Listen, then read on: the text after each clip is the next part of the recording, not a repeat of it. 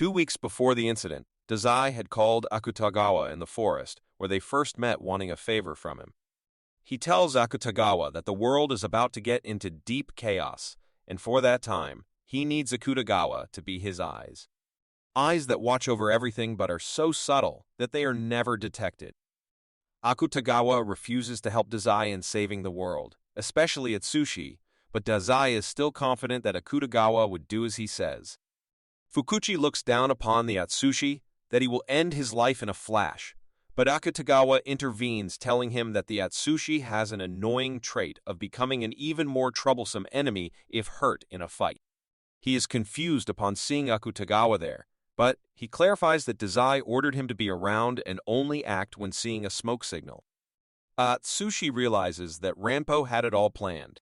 Fukuchi is annoyed by the everlasting discussion between the two, but Akutagawa tells him that he has no intention of dragging things around and will kill him. Akutagawa attacks him from beneath the floor, but he dodges it, calling Akutagawa mannerless for attacking a senior like that. Atsushi asks him to flee and report the situation, while Akutagawa calls him ignorant for wanting to escape rather than using this opportunity. Akutagawa destroyed the engine room to halt the ship in the middle of the ocean so Fukuchi cannot call for backup and they can kill him. Atsushi is weary of the idea of just the two of them succeeding in it, but Akutagawa seems confident. Akutagawa recalls Dazai's words of choosing him for this job because he is a great weapon against the demon, and from the moment he joined the mafia, he's been prepared as the new generation of the Double Black. Akutagawa tells Atsushi to fix his leg while he attacks the enemy. Though Akutagawa dodges the first attack, he realizes how powerful it was since it was about to damage the whole ship. Akutagawa feels motivated to impress Dazai by defeating this monstrous guy, but does not manage to successfully counter all of his attacks and is about to get a brutal hit when Atsushi swiftly takes him inside the ship. Akutagawa is disgusted by Atsushi for thinking of running while he tries to explain that it is impossible to defeat that freak. Akutagawa is ready to sacrifice his life to succeed in killing him, so Dazai does not abandon him like he did before for the Atsushi. Akutagawa pauses the fight, calling everything a trial, and this being an extension of the purpose given to him by Dazai. Atsushi is confused if Akutagawa is talking about Fukuchi, but Akutagawa says he is talking about Atsushi. The two are disturbed by an assassin who tries to kill them, which of course was a stupid idea. Akutagawa feints him by applying pressure on his carotid artery, while Atsushi fears he killed the assassin. Atsushi is surprised that Akutagawa kept his promise of not killing anyone for the next 6 months. As the two run away from the people appearing upon hearing the gunshots, they devise a strategy of using the beast beneath the moonlight Rashomon, Kokozisu. This will combine the skills of the two and create a claw that can kill anyone if hit perfectly. But if this tactic fails, they cannot use it again, and Akutagawa will be the first one to fall.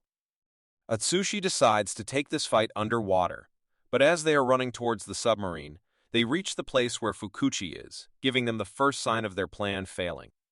Atsushi questions why Fukuchi chose to be on this path.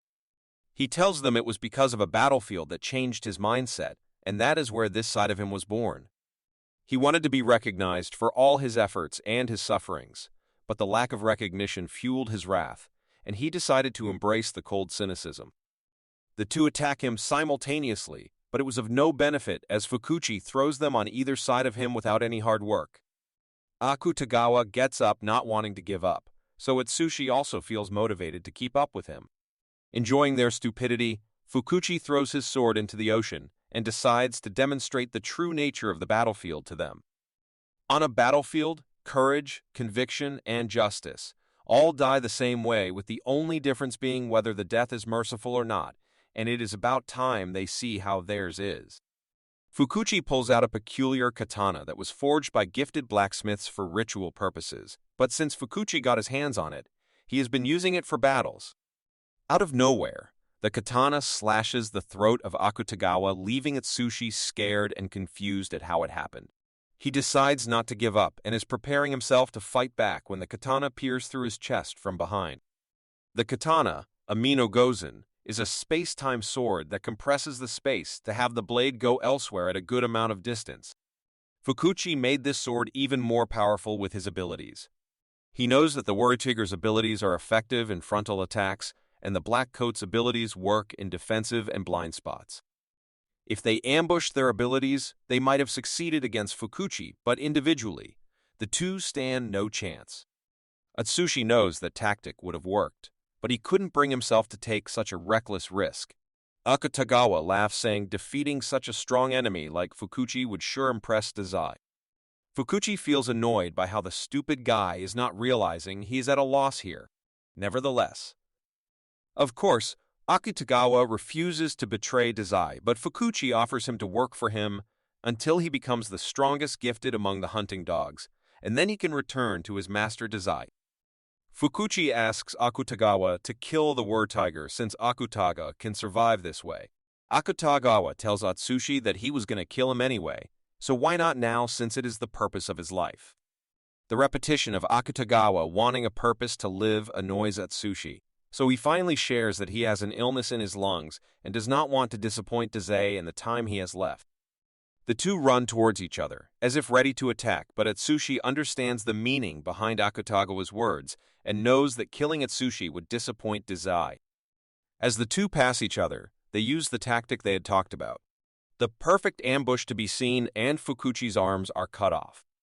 As Fukuchi dies and Atsushi finds the page that would save the agency, Akutagawa is about to take his leave.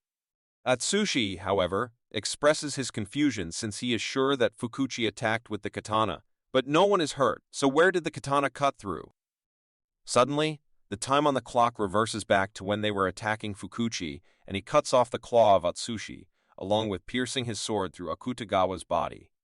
The two cannot understand the situation, so Fukuchi elaborates that the sword not only traverses through space, but also time, and they defeated him in the future, but the blade cut through to the past, right when Fukuchi was about to get defeated. Atsushi cannot believe that the person in front of him is so strong that he changed his defeat into victory. Akutagawa is still not ready to die. He manipulates his shirt with his special ability to blow a fire extinguisher for them to escape.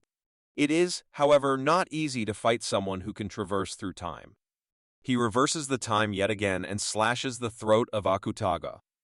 Atsushi screams upon seeing Akutagawa being slaughtered at the hands of Fukuchi. Akutagawa uses his last breaths to tell Atsushi to escape as the extinguisher bursts. Atsushi thinks sanely and follows his words. Fukuchi notices him escape using the submersible, but he is interrupted by his men who rush to him, briefing him about all that happened. The men are unaware of Fukuchi being aware of all that happened. They are also unaware that they indirectly helped Atsushi, the terrorist being mentioned, from getting followed by Fukuchi. He then leaves determined that in 6 more days he would not need to hide his true self anymore. After Atsushi reaches the shore, he is helped by Ango, who briefs him about all that happened on the boat. If Akutagawa would have killed that guard, then Fukuchi would not have been interrupted, and Atsushi would not have survived to tell everyone of the reality of Fukuchi. Fukuchi talks to the dead Akutagawa about still needing him, as if he would return to life and salute him. Fukuchi opens the coffin to reveal the final member of the Decay of Angels, the Undead King, Bram.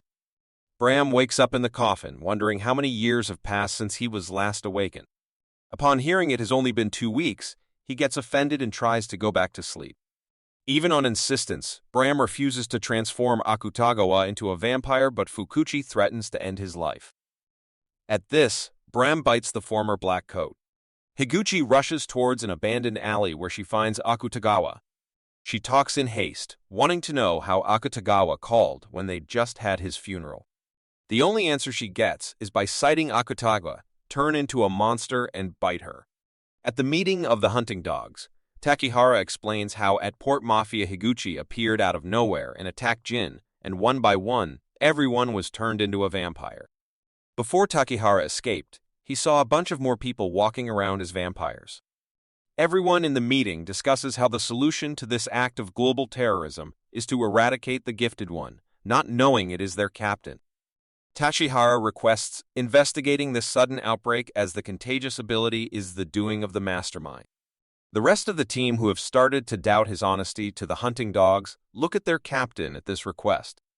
Fukuchi rejects his request for investigation, calling his ability vital in stopping the contagious ability, so he cannot leave right now.